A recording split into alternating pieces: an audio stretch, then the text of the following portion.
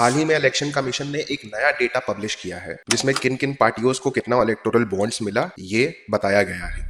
Top में नाम आता है बीजेपी का, कांग्रेस सेकंड में आती है, तृणमूल कांग्रेस थर्ड में आती है। बहुत सारे कंपनीज का नाम आ रहा है, कॉर्पोरेट्स का नाम आ रहा है जिन्होंने पॉलिटिकल फंड के नाम पर चंदा दिया है। चलिए सिंपल लैंग्वेज में इसको डिकोड करते हैं और सारे इन्फॉर्मेशन को एक जगह लाकर आपको समझाते हैं। सबसे ज्यादा जिस कॉर्पोरेट ने इलेक्टोरल बॉन्ड को खरीदा है उसका नाम है future gaming and hotel services. 2019 से 2023 तक इस कंपनी का नेट प्रॉफिट 215 करोड़ होता है और ये डोनेट 1368 करोड़ करती है। अब इसमें पैटर्न देखिए, दिसंबर 2021 में ईडी का रेड पड़ता है और जनवरी 2022 में 210 करोड़ का इलेक्टोरल बॉन्ड खरीदा जाता है। सेम ही आगे चल के अप्रैल 2022 में ईडी का रेड पड़ता है और कुछ दिनों बाद 100 करोड़ का इलेक्टोरल बॉन्ड खरीदा जाता है। जुलाई, सितंबर, अक्टूबर में भी सेम पैटर्न देखा गया है। 30 में से 14 इलेक्टोरल बॉन्ड के बायर्स पर किसी न किसी तरह का रेड हो चुका है सेंट्रल एजेंसीज के द्वारा, जैसे कि ईडी, जीएसटी, आईटी वगैरह वगैरह। सेंट्रल एजेंसीज किसकी इशारों पर काम कर रही है, ये सोचने वाली बात है।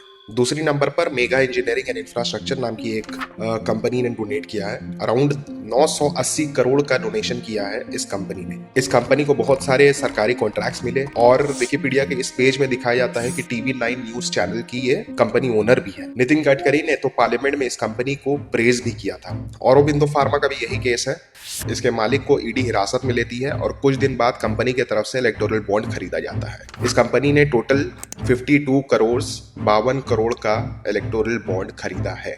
RPPL, Ritwik projects private limited, इस कंपनी ने 5 करोड़ का इलेक्टोरल बॉन्ड खरीदा और इस कंपनी के मालिक एक मेंबर ऑफ पार्लियामेंट है जिन पर आईटी और ईडी का रेड होता है और वो टीडीपी छोड़कर भाजपा को ज्वाइन कर लेते हैं। वेदांता लिमिटेड, जिस कंपनी पर एनवायरमेंटल वायलेशंस का आरोप लगते रहता है और जिस पर माइनिंग एक्सप्लॉयटेशन का भी आरोप लगते रहता है, उस कंपनी ने 400 करोड़ का इलेक्टोरल बॉन्ड खरीदा है। शिरडी साई इलेक्ट्रिकल्स 40 करोड़ का इलेक्टोरल बॉन्ड खरीदती है। इस कंपनी पर भी आईटी रेड होता है 20 अक्टूबर 2023 को और ये 11 जनवरी 2024 को 40 करोड़ का इलेक्टोरल बॉन्ड परचेज करती है। चौंकाने वाली बात यह है कि अडानी और अंबानी, जिन पर इतना आरोप लगाया जाता है, उनकी कंपनीज का नाम इस लिस्ट में नहीं दिख रहा है। रिपोर्टर्स कलेक्टिव नाम की एक वेबसाइट जिसने खुलासा किया क्विक सप्लाई चेन एक रिलायंस ग्रुप कंपनी की पार्ट है। 2021-22 में 360 करोड़ का पॉलिटिकल चंदा देती है ये कंपनी और उसी साल 21 करोड़ के करीब इस कंपनी का नेट प्रॉफिट रहता है।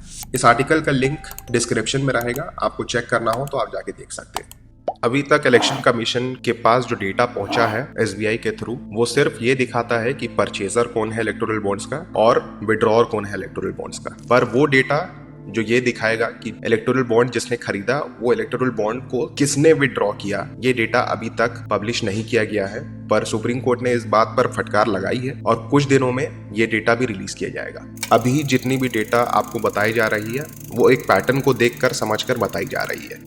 फिलहाल के लिए डीएमके, जेडीएस, AIADMK, आम आदमी पार्टी जैसी पार्टीज अपना इलेक्टोरल बॉन्ड का खुलासा खुद कर चुकी है। जेडीयू ने इस इलेक्टोरल बॉन्ड का खुलासा किया जिसमें 1-1 करोड़ के 10 इलेक्टोरल बॉन्ड कोई उनके ऑफिस में आके लिफाफा पकड़ा के चले जाता है। भारत के हिस्ट्री में ये एक बहुत बड़ा खुलासा है जो कॉर्पोरेट्स और पॉलिटिकल पार्टीज के बीच में कनेक्शन दिखाती है। किस तरह एक्सप्लॉइट किया जाता है भारत को, किस तरह एक्सप्लॉइट किया जाता है भारत के निवासियों को।